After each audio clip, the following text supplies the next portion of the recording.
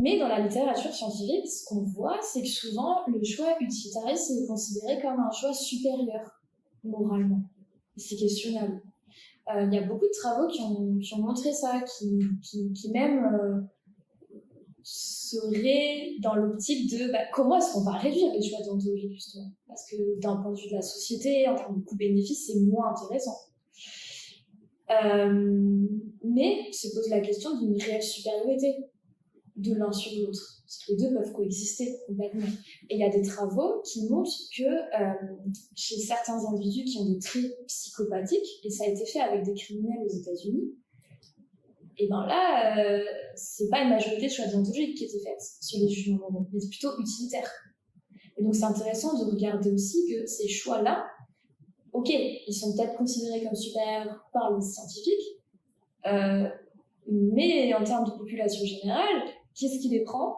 Alors évidemment, tout le monde, le tout venant, effectivement, il y a des personnes qui ont des traits psychopathiques, etc., ou des traits, par exemple, sur des échelles comme la Dark Triad, ça c'est intéressant aussi, qui peuvent avoir des traits plutôt machiavéliques ou narcissiques. Ouais, alors on peut peut-être faire rapidement ce que c'est la Dark Triad. Oui. Je pense que tout le monde connaît Big Five, c'est les 5 aspects de la personnalité, donc c'est ouverture aux expériences, agréable, conscienciosité, neurotisme et le dernier c'est quoi, extraversion.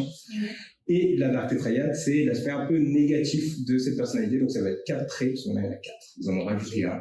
Il y avait machiavélisme. Donc machiavélisme, c'est utiliser ces mots pour arriver à ses fins en manipulant les autres.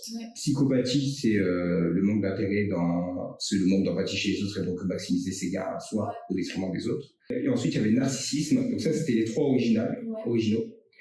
Donc narcissisme, tout le monde sait ce que c'est, mais ils en ont rajouté un 4e. En gros, c'est des clusters, c'est-à-dire qu'ils corrèlent tous entre eux. Et le 4e, c'est sadisme, ce qui est assez marrant. Donc c'est le plaisir dans la souffrance des autres, et ils corrèlent avec les 4 à un très haut niveau. Donc, alors, bien sûr, sur ce genre d'échelle, comme il n'y a pas d'aspect contrôle, forcément, quand on va répondre aux questions, on va scorer plus haut sur l'un ou sur l'autre. Donc, si vous l'avez passé à votre oncle ou à votre maman, c'est tout à fait possible que les réponses vous surprennent, mais c'est normal parce qu'il n'y a pas de question contrôle, en fait. Mais donc, ces individus qui peuvent scorer haut sur ce type d'échelle de personnalité, ou qui ont des traits plutôt psychopathiques, qui sont avérés, qui sont enfermés malheureusement pour ça.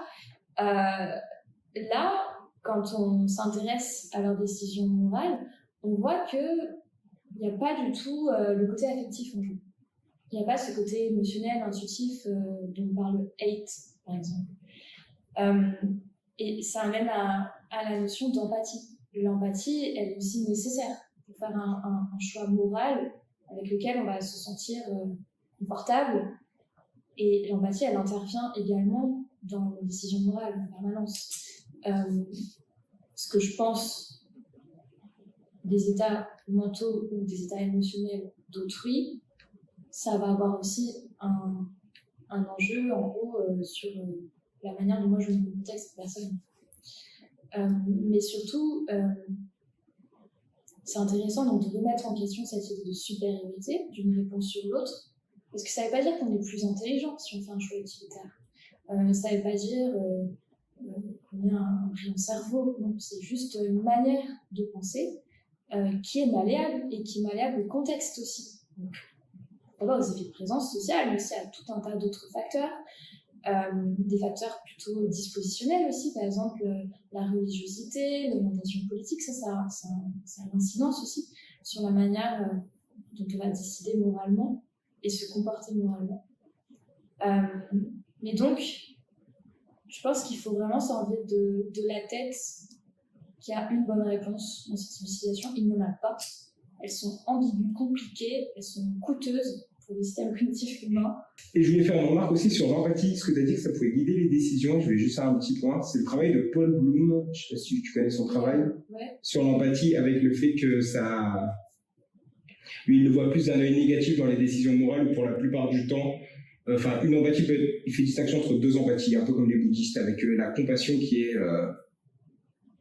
bonne, c'est-à-dire qu'on est capable de comprendre la souffrance des autres sans se laisser impacter par celle-ci, juste l'accueillir et voilà. Et la compassion qui est dite stupide, je crois, c'est littéralement ça, je crois, la traduction bouddhiste, où on se laisse submerger par les émotions des autres et on est incapable de rien faire avec. Et lui, du coup, argumente que ce deuxième style de compassion nous pousse à avoir des mauvaises décisions morales, puisque ça va faire que, par exemple, la souffrance d'une fille dans une famine va nous pousser à donner des dons parce qu'on voudra l'aider. Par contre, dès qu'il y en aura plusieurs, donc ça sera le post-Rubik, il me semble, par exemple, une petite fille qui a besoin sur une affiche pour des dons, va attirer plus de dons parce que c'est une petite fille, notre empathie, on va faire des mesures d'empathie, ça va être très élevé. Par contre, si on va mettre une petite fille et son petit frère, déjà l'empathie prend un coup, elle descend. Et si on met une petite fille, son petit frère et 8 autres personnes, là il y a une chute. Et si après on rajoute les 2 millions de personnes qui souffrent de famine à cet endroit-là, ça chute encore plus l'empathie. Alors que pour autant, le problème devient de plus en plus grave et nécessite d'autant plus d'aide au fur et à mesure qu'on ajoute des personnes. Alors là, ça peut refléter d'autres mécanismes chez les individus. Peut-être qu'il y a certaines caractéristiques de l'image qui vont appeler en fait une réaction émotionnelle. Ça marche très bien, on le voit bien en général sur les médias, les réseaux sociaux. Quand une image dramatique nous est présentée, il y a certaines personnes chez qui ça va générer de la peur, de l'anxiété, de la tristesse. Et en fait, tout à l'heure, je parlais d'une dichotomie de l'empathie. Alors c'est vrai qu'il y a certains individus qui vont ressentir plutôt une détresse émotionnelle et pas quelque chose qui va être adapté. Ça, c'est pas forcément adapté parce qu'en fait, si tu te mets tellement à la place d'autrui que tu ressens ces émotions, comment est-ce que tu l'aides, comment est-ce que tu te sors de la situation, quel va être ton comportement à toi, c'est pas forcément bien adapté.